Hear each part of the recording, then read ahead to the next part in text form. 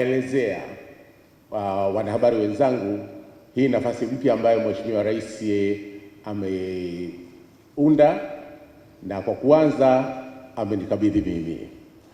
Nichukue nafasi hii kuweza kuelezea hasa nini azma kubwa ambayo Mheshimiwa Rais amekuwa nayo katika kuhakikisha kwamba shughuli kubwa ya kuwafahamisha wananchi habari kisahihi na zenye uzalendo zinaweza kutekelezwa kwa vile inavyohitajika. Na kwa ujumla, kwa kweli Rais amekuwa na maono ya muda mrefu sasa kuhusiana na namna gani anaweza kuleta maendeleo mazuri katika sekta ya habari. Na kama mnakumbuka kwamba huko awali Mheshimiwa Rais tayari alikwisha kutuita na akajaribu kuweza kutengeneza vizuri juu ya hali halisi ya wanahabari, na akaunda tume ambayo mimi nilikuwa mwenyekiti wake, iliyokuwa inahusiana na kuangalia maslahi ya wafanyakazi wa habari na shughuli zao zote kwa ujumla.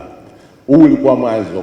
Baadaye ikaundwa bodi ya ithibati ambayo wengine mnaifahamu, na yote ni katika misingi hiyo. Lakini sasa amekuja na wazo jipya la kuwa na mshauri wa habari.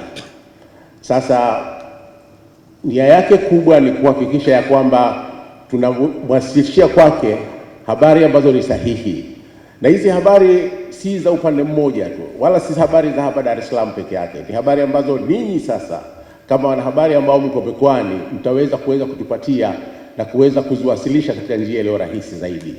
Kwa hiyo ndio maana mimi leo nipo hapa na tukaweza kushauriana na Bakari ili tuweze kuwakaribisha mje tuweze kuwafahamisha nini tunachokitaka.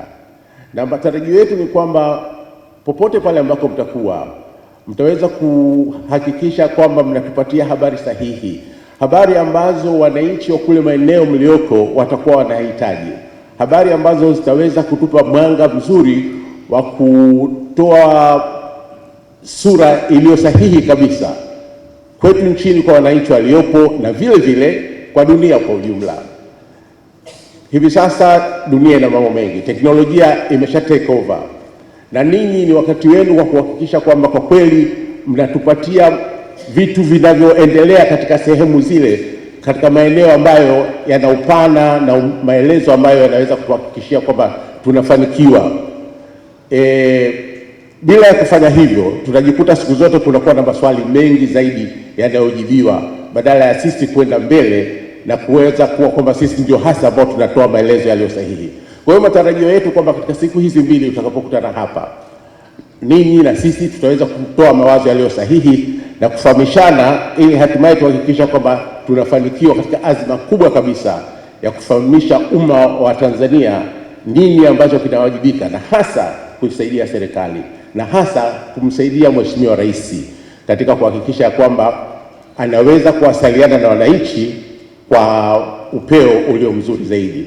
Na mimi nitategemea zaidi sana kwangu. Ningependa wengi wenu tuwe tunawasiliana kila inapowezekana.